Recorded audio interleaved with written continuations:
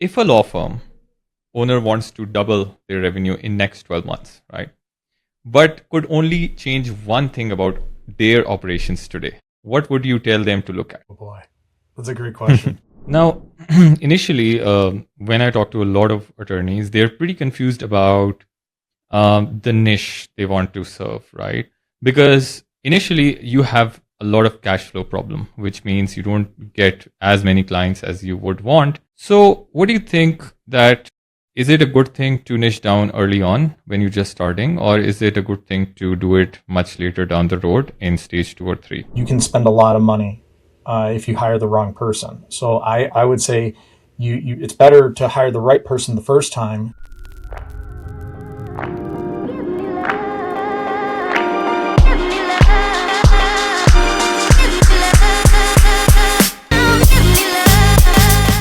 So our guest today is the man who turns busy law firms into high growth machines. As a founder and CEO of Chief Go Officers, Kyle Archbold doesn't just talk about growth, he installs it. With a background that spans over 200 businesses and proprietary tools like Step AI that we're going to discuss today, Kyle specializes in the fractional operation strategic leadership that allows law firm owners to finally step out of the daily grind and into the visionary role that is expected of them. So welcome to the show, Kyle. Hey, glad to be here, OS.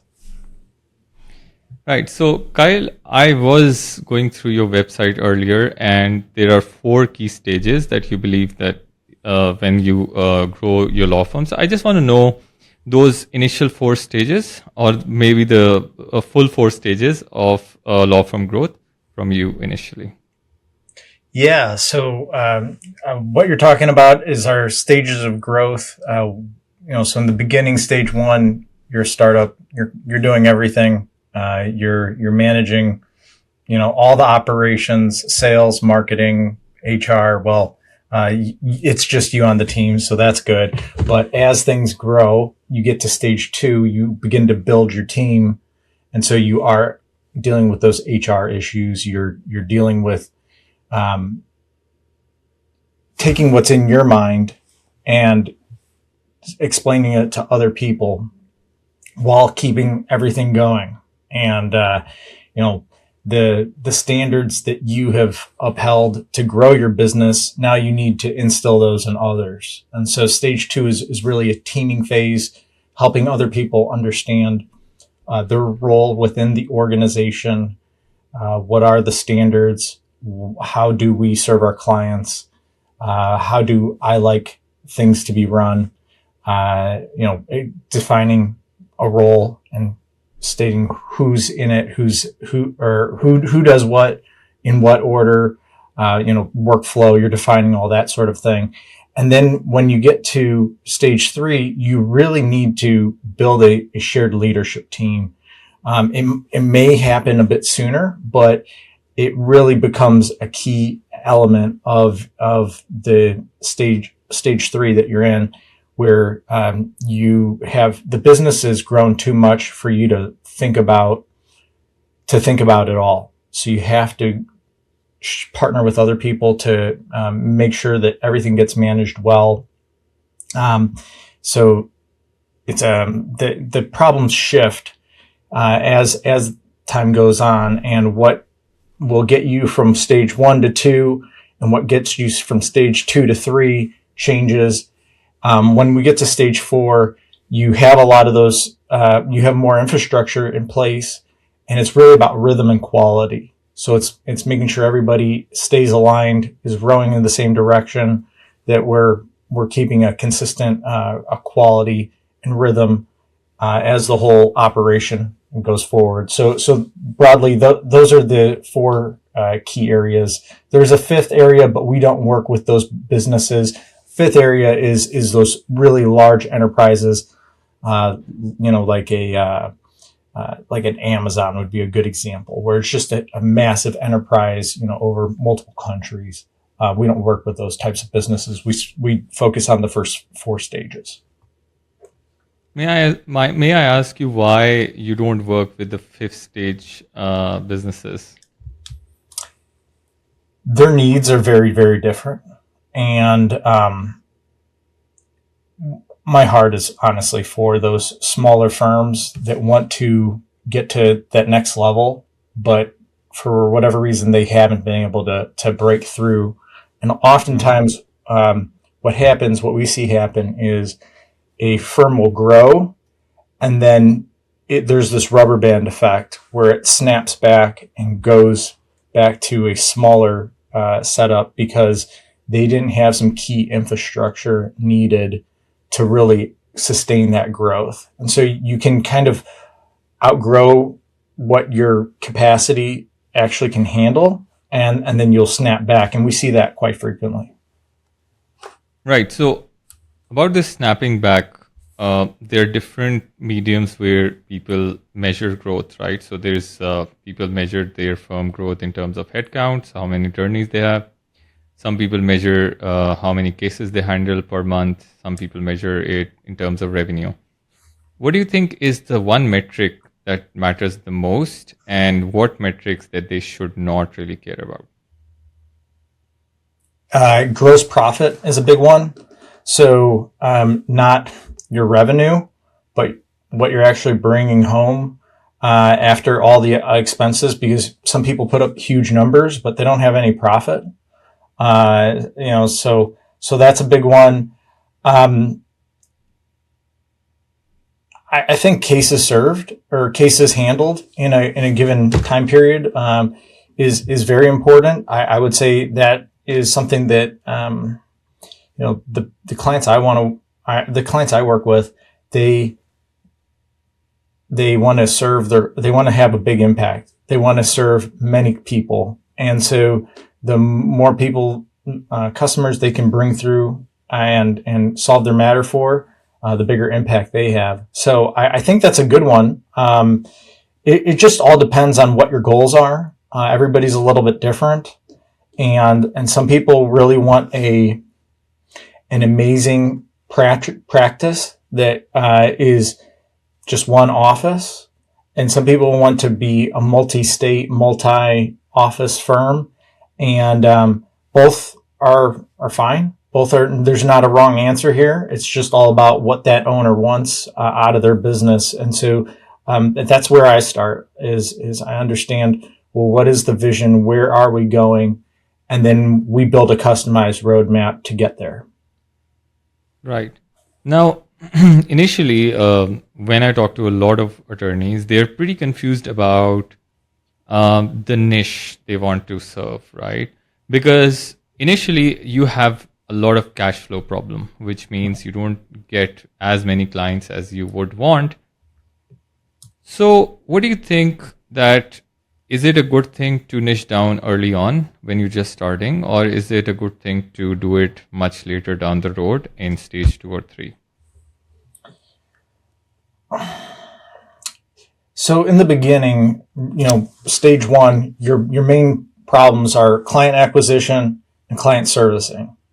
Now, it might be easier to get clients, but you're not going to serve them as well if you're handling, a criminal matter, an estate planning matter, a divorce. There's just too much to keep track of. So the sooner you can niche down into a particular practice area, especially like, for instance, like it's one thing to say, I handle divorces. It's another thing to say, I handle divorces of military, people, of people who are in the military. That there's some different rules and things you need to be aware of. And so there is an even smaller segment of the population, that will be served really well. And so you might be far more valuable than just any divorce lawyer, because those specific rules and regulations around getting divorced when you're in the military. And so, niching down even more than you might think, not to just a particular practice area, but a particular jurisdiction, a particular set of rules, can be very valuable. Yeah, and exactly, because it also helps you market yourself better, because obviously you're sending the message to one kind of community or one person rather than a lot bigger, addressable market. Yeah. Now, as soon as you start with a law firm, obviously every law firm would have a different need. Like, for example, business law would not want a lot of customers, but they need high paying customers who are basically in the business community. But then a PI would want everybody, right? So when you're trying to assess their needs, what are the steps you initially take, and how do you make sure that they start from a system from the very beginning? Sure. Yeah, good question. So where we always start is we understand.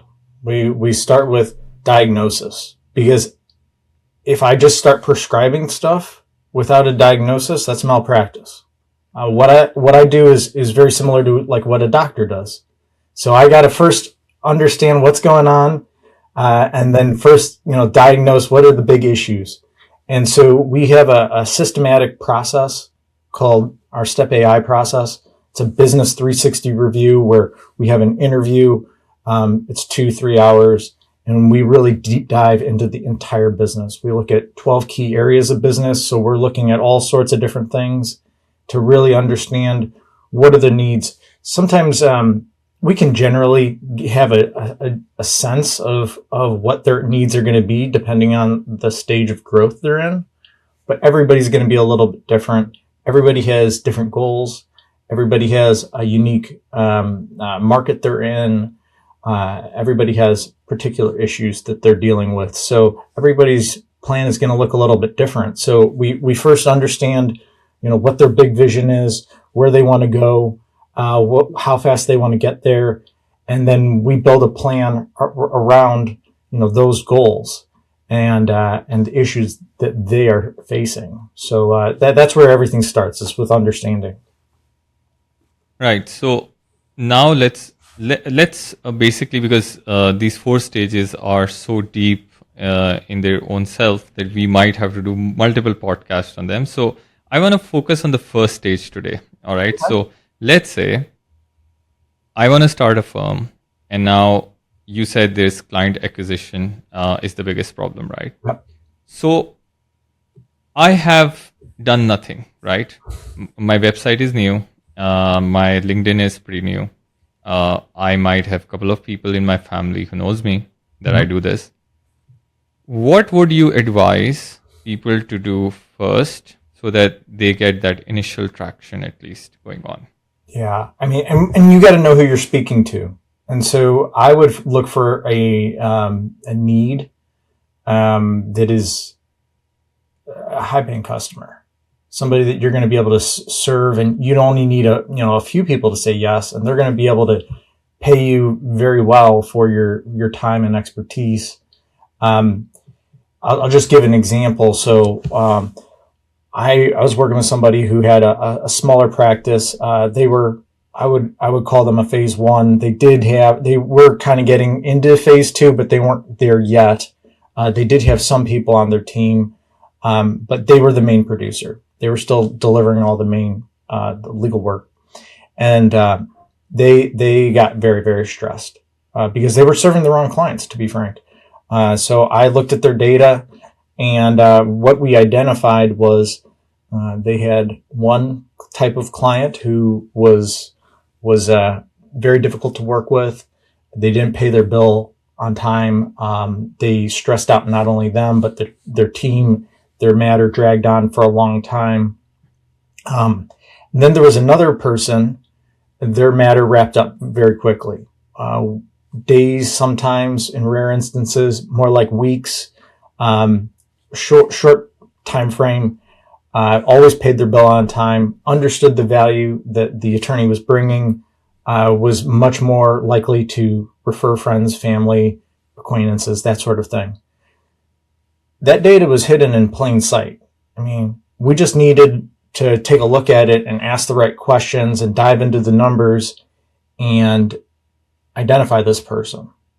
So we shifted the marketing, their messaging, their networking strategy. We shifted all that, their go-to-market strategy, essentially, towards that really good client so that we're not working with just anybody.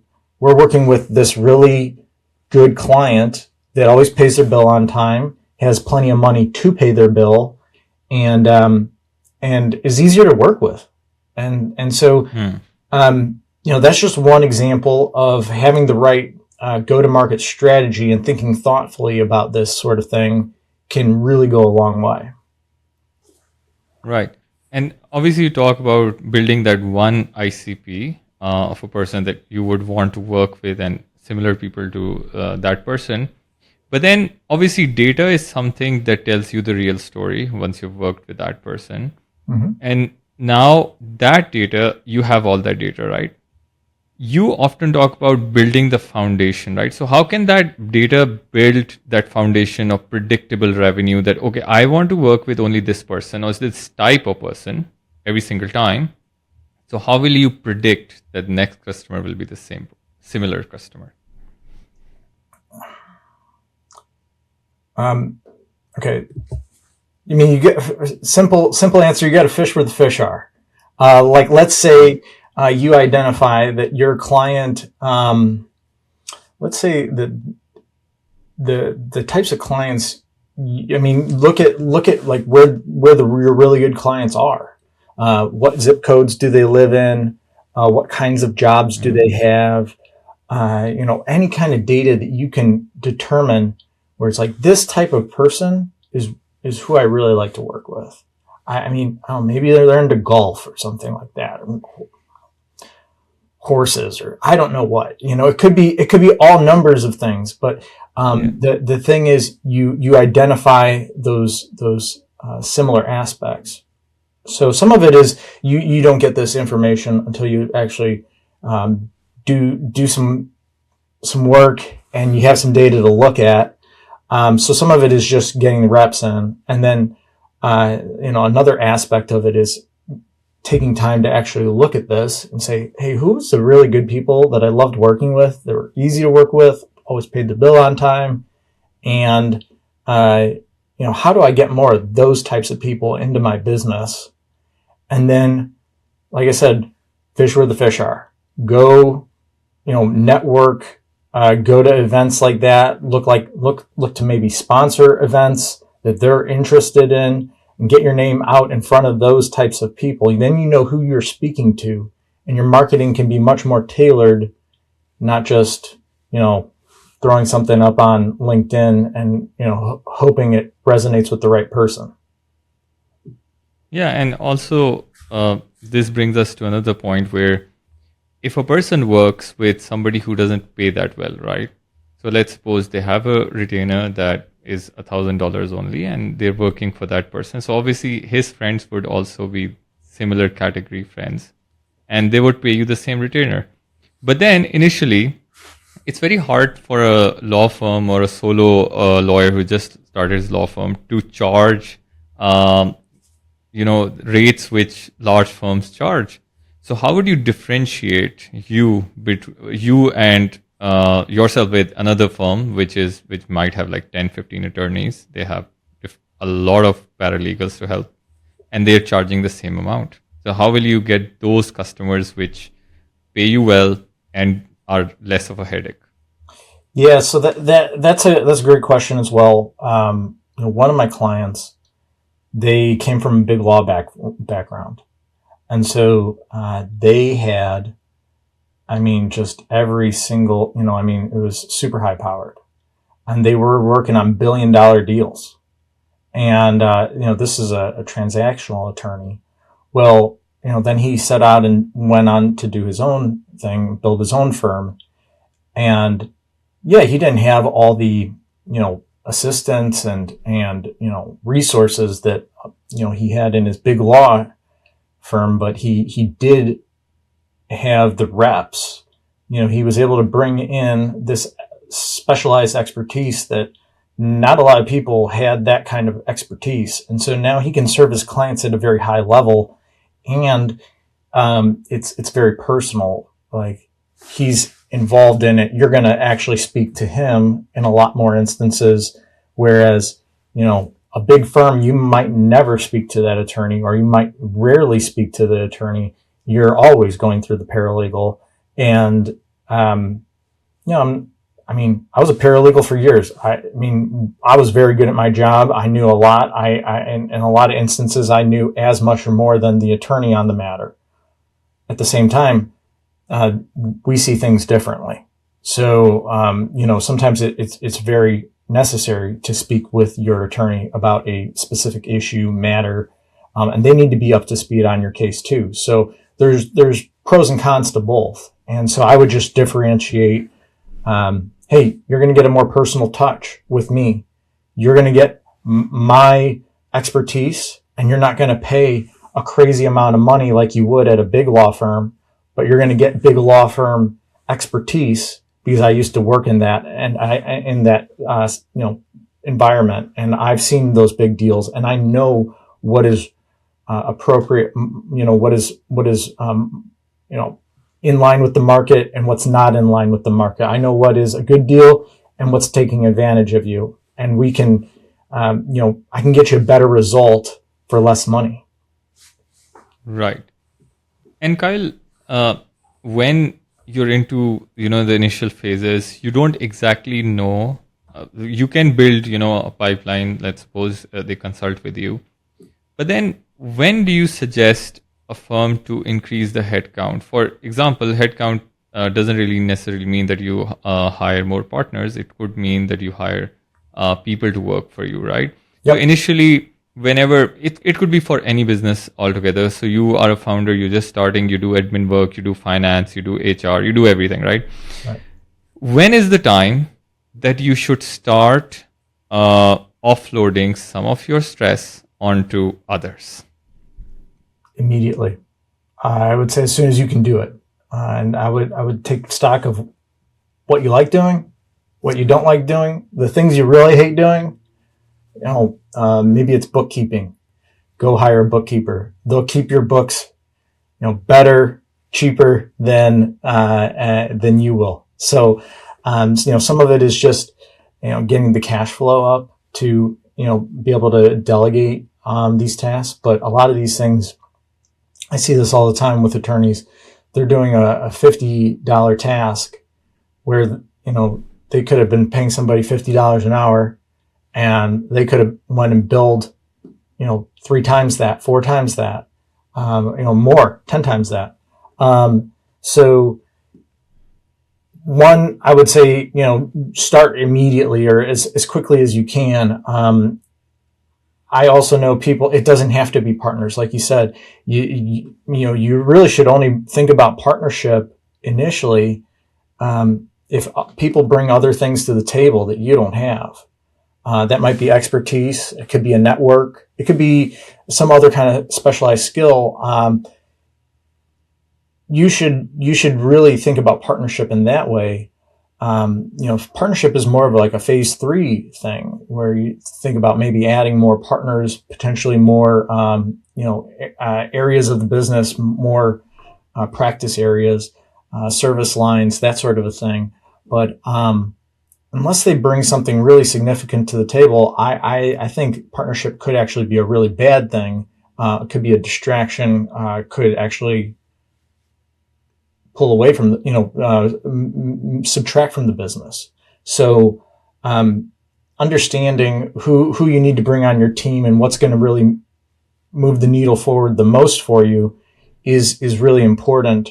It's not just about adding people. It's about adding the right people and getting them in the right roles. So, you can kind of free up your time to focus on what you do best. And I think, if I'm not wrong, RightHire AI, the tool that you're using, basically tells the founders about the same thing, right? What they need, who they need to hire, and who's the right fit for your firm. Could you just explain a bit more how it basically functions? Yeah. So, RightHire, let's talk about what it is and what it is not. It doesn't source. It doesn't sort. So you still are putting out your job listing, like you would normally say on Indeed or, LinkedIn or something like that. what it does do is it helps you process all the information very, very quickly so you can make a hiring decision in 24 hours. And it tells you not only who you should hire, but how you should manage them on the back end. So it tells you post-hire insights, like what their work style is, their communication style, leadership potential, all sorts of different things. It's also going to tell you how to structure your offer to make it most interesting to the candidate, because it's not all about salary. People want more than that. I mean, salary is an essential component of the hiring, package. But I mean, people want career growth. They want a good culture. They have other motivators. So you need to look at more than just skills and experience and what you're going to pay them to really be able to craft an offer that's compelling to them that they want to say yes to. And the faster you can do that, the faster, one, you can fill a role, and two, they have less competing offers. And that's one of the big advantages. The best people are only on the job market a week, 10 days, not very long. And so if you get in front of an A player and you have a conversation with them, you want to get back to them as quickly as you can before somebody else gives them a really compelling offer. I mean, I've seen that firsthand where, we really like this person, but we took too long and they got another offer. And now we have to come back and offer them $20,000, $30,000 more dollars to get them to say yes to us. And so that can be very costly. I mean, $20,000 over, and multiply that times 5 years. You want that person to stay 5 years. You've already spent $100,000 more dollars on that person, where you could have maybe got them cheaper had you followed up with them quicker and not circled the wagons for 3 weeks. Right, but here's one more question related to this, because I was talking to another boutique law firm. They were dealing with disability law, and she said, we basically put out our ad and about 300 people applied, and then we had to go through so much pain. 300 people. 300, yeah. The 300 people applied, and then we had to go through so much pain, and we could only hire 5 people because they were the right ones. And everybody else either did not have a deep expertise on what we were looking for, or they were just wrong for my business. So how would RightHire would differentiate great talent with a lot of talent, right? That's not fair. Yeah, and it doesn't do that sourcing or sorting. So you need to understand that. But we coach our clients on how to handle that well. We build full blown hiring processes for our clients so that we know they know exactly what they need to do, the steps they need to go through, the types of questions they need to ask to really extract the information that they need and that the system needs to get to who's the best fit. And so, our process it's very intentional, but it's a lot of information. And partially why we developed it is so that you can process that information faster. You look at 300 people. I mean, it's taxing just to look at those resumes. Now you got to go through, initial calls. Maybe you identify, say, let's say 20 people that you want to have a conversation with. So you got to do initial calls. You go through that. You actually have sit down interviews with them in person for an hour. I mean, that's taxing in and of itself. Then you got to think about and review all the information that you've collected. There's so many different elements of the hiring process, and you can get decision fatigue very, very quickly, and it can be very, very difficult to remember who I liked, who said what, all that sort of thing. So RightHire helps you process that information and gives you a score, tells you based on, so we look at 6 different things. So on the candidate side, we look at personality, personal goals, and skills and experience. So we're looking at like, how do they, what kind of goals do they have? Career goals. What's their personality like? Is it going to mesh with our culture? Is it going to help push the culture forward? And then, what's their expectations for, pay? What's their skills and background and their experience, that sort of thing. And then on the company side, we're evaluating fit from benefits they can offer. So that might be pay, but that's insurance, other fringe benefits, flexible work schedule. It could be a whole bunch of different things. The culture they want to develop, and then the developmental opportunities available within the firm. Because if that firm just wants them to sit in a paralegal role for the rest of their life, that's very different than somebody who says, I have a firm and I want this person to grow with me. And yeah, maybe they're in a paralegal role right now, but maybe one day there's an opportunity to be the office manager or to have some other kind of leadership role. If the right person came along and they have those leadership qualities, I would love to have them sit in a leadership role with me. And so that's a very different outlook, and you're looking for a very different type of person. And so we got to think a little bit more than just skills and experience. And so, understanding where you're going and what's important to your company is where everything starts. And then once you know what you need, then you know who to look for. Right. Now, you talked about culture. Like, culture can be a very, very big, I think, word in terms of a law firm, because there's so many aspects to it. But I'm going to discuss just one aspect here. Sure. When it comes to a new law firm, because we're on stage one right now, a lot of founders I have talked to who have successfully scaled to multi-million, dollars law firm, they say that we started as hire fast and fire fast policy, right? Yeah. And then there is another, group that says, oh, we gotta train people. And like you said, they have to grow with us. So we're gonna cling to them till they understand the culture that I'm building within my company, right? So these are two different, realities. Mm-hmm. Which reality is better for a starting law firm?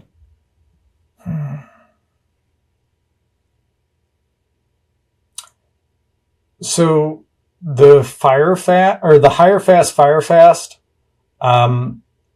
there's some real advantages to it. But one, you better stick with it. You better, they're not the right person. You determine that, you better get them out. And I see a lot of times firms, they hire the wrong person, but they do an okay job. Or I like Pam. Pam, I care about Pam. And so, I'm going to kind of overlook the issues that are going on. I've also seen people that they work really hard, and then they realize that the owner's not going to really enforce the standards, or the owner is telling them confusing things that, they're saying one thing and then they're saying a different thing.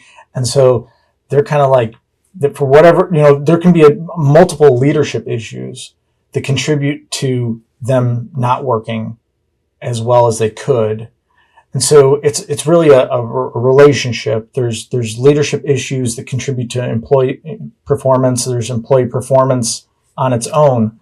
So you can have issues a few different ways.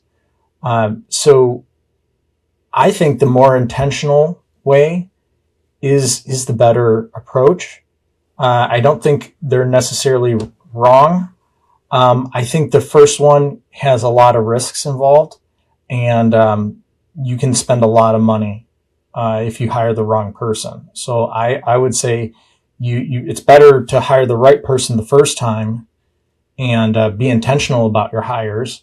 I'm thinking about some research that was recently put out that hiring the wrong person, an associate attorney, costs about $200,000 or more if you hire the wrong person. Now you say, man, $200,000, that sounds like a lot. Well, I've seen it be a lot more. I've actually seen, in one particular instance, an attorney left and a really good paralegal left at the same time to start their own firm.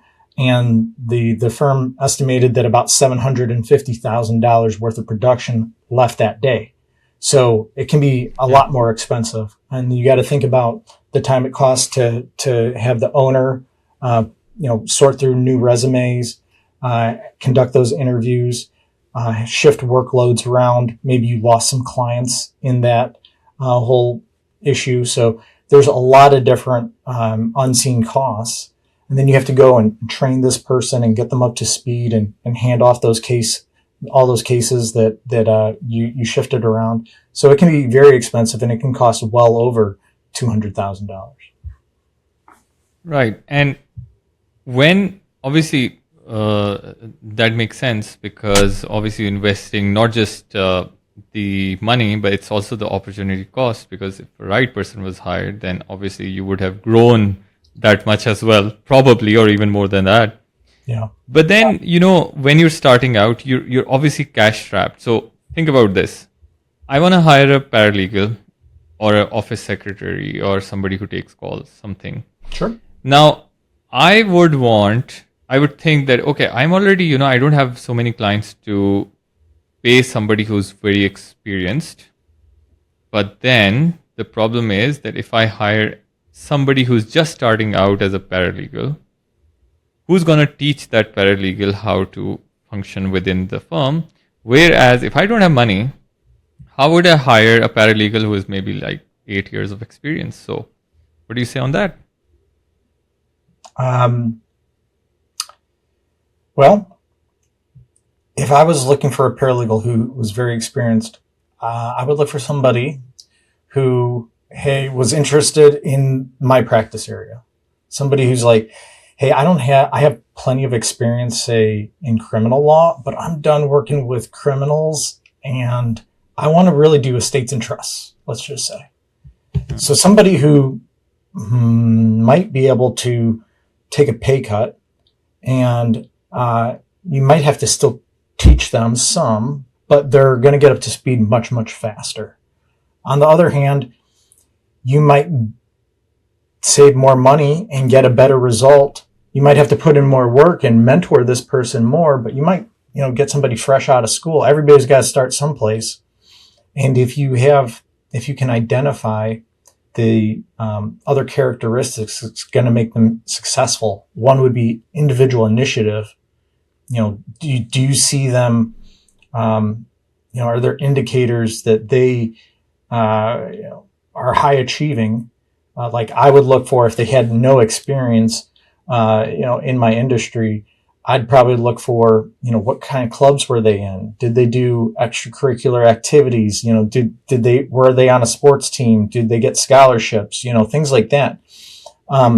That shows me individual initiative, and I'm much more interested in that type of person than somebody who's just going out on the weekends and partying and drinking. It doesn't look like they're getting after it. If somebody worked their way through college, I'm much more interested in having a conversation with that person, especially if they have, say, their work experience. Maybe it is sales.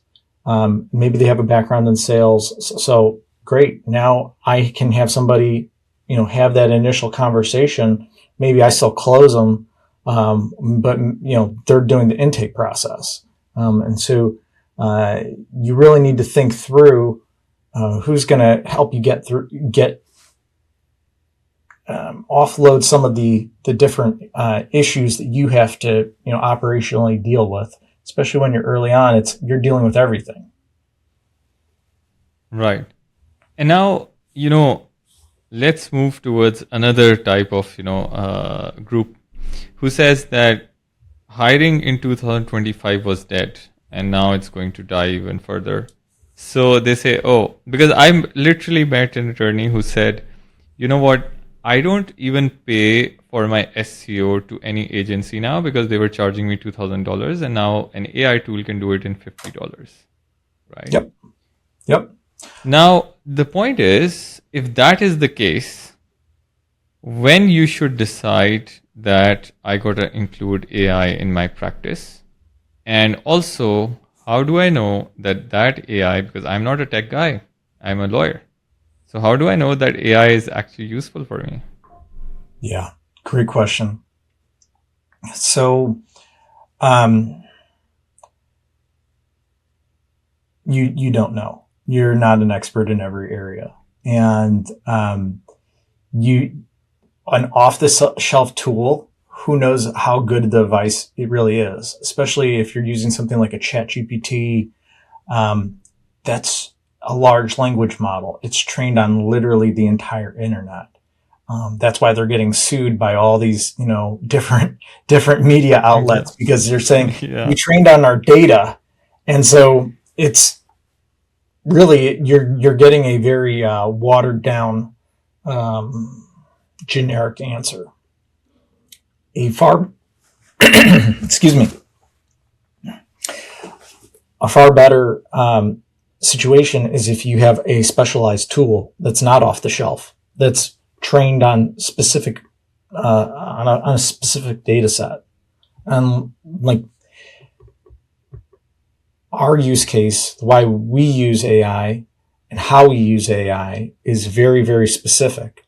And there was nothing like it, or there was nothing that we could use. So we built our own. That's partially why we built our own AI infrastructure, is because we're tackling problems in a very specific way, and we don't want just any information.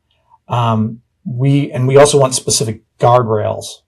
So we want to make sure that information is high quality, that it's contained, it's SOC 2 GDPR compliant, that sort of thing. That's not going to be just ChatGPT. We need the data to be handled in a very specific way. And so a purpose-built tool was essential for us. And so I would say, first, you got to understand the tool you're using and what it's been trained on, how information is handled and delivered. So there's a lot of different issues. If you don't know, I would recommend you find somebody who you trust, who can understand the outputs and say, yeah, this is accurate. This is not. And I see legal services and every business is going to shift and do more of a QA role, where what I mean is quality assurance. So they're going to use AI, process the data, the need of the client through AI, and then they're going to check the output and say, yeah, this is accurate. Let's go. And so you need that specialized knowledge. And if you don't know it, you should find somebody who does. All of our systems are human in the loop. So the human still make sure that the data going in is good and high quality, and the data coming out is reviewed.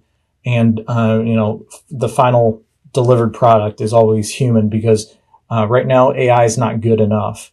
It can help process things faster, but on its own, it's not good enough. You need.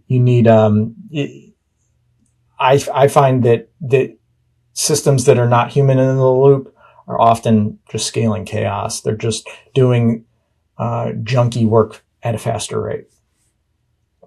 Yeah, and I think that's the efficiency killer that you're talking about, because if you generate something that probably you take like half an hour with AI, for like it takes 2 minutes, but then you fix it for another hour, so it doesn't really improve any efficiency right there.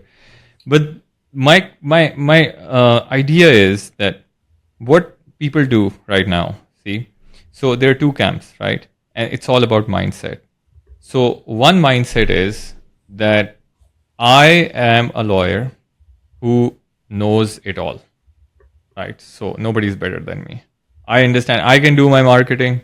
I can also do my sales. I can also do my HR.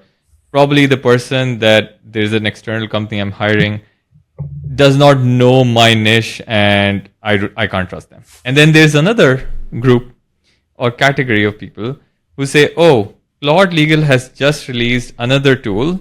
Oh, let's give them $200 and sign up, right? And then after 2 months, another tool. Oh, Lawmatics has done something, or Harvey has brought out another feature. Let's go there, right? So, what is your advice to both, groups? How do they, think about technology today, and how should the decisions be made? Good question. So you have to realize your limitations. I don't care who you are. You might be brilliant. You might be able to, you might feel very comfortable. And I know some lawyers like this who are awesome at marketing, who are really good at the sales process. They're the rainmakers, but you can't do everything. Even if you did, there's just not enough time in the day. Even if you could handle it all well, you're human. You only have so many high quality decisions in a day. And let's say you could handle it all. You're still the bottleneck. You're going to get more done if you team up with other people. So, I would say, realize your limitations there, and, realize that, maybe things aren't quite the way you would do it, but they're not wrong. And I would say, if somebody can do that function 80% as good as you probably should delegate it. If you can find somebody else who'll do a job 80% as good as you, it's probably not worth doing. Do the one thing that one thing that only you can do, that you're amazing at, that you get done way faster than anybody else. Or, you don't need a law license to hire people. You don't need a law license to make sales. You don't need a law license to manage the operations, or billings, collections, that sort of thing. Do the thing that you need a law license for, and build your team around you. Yeah, exactly. And this basically, when I started working my tech firm, the very first thing when I was scaling, I figured out what was my value of an hour. Because if I earn X amount of money in a week and I do 40 hours a week, then this is my rate. And anything that doesn't make me money and is cheaper, I should probably delegate, because I don't want to work. If I have an hourly rate of 150, I don't want to work for a task that can be delegated for $10 an hour. So that doesn't make sense. And from here, I have one last question. It's very important. And that is, if a law firm owner wants to double their revenue in next 12 months, right? But could only change one thing about their operations today, what would you tell them to look at? Oh boy, that's a great question. The problem is everybody's in a different, unique state, and people, they might want to double, but one person's a really good leader, one person's a really good marketer, one person is a really good at the client service aspect of the business. So there's all sorts of different issues. And I mean, that's why we make custom growth playbooks for everybody. And we identify their 5 largest opportunities for growth so that they know what to work on, where to focus their time, their money, their effort that's actually going to grow their business at the most rapid rate. And so it all depends on what you have going on, but what I often see is people get very focused on one issue, one particular thing, and it might be causing them a lot of pain, but it's not always the root cause. Sometimes it's just a symptom of a deeper thing, but they're so focused on that they can't see past it.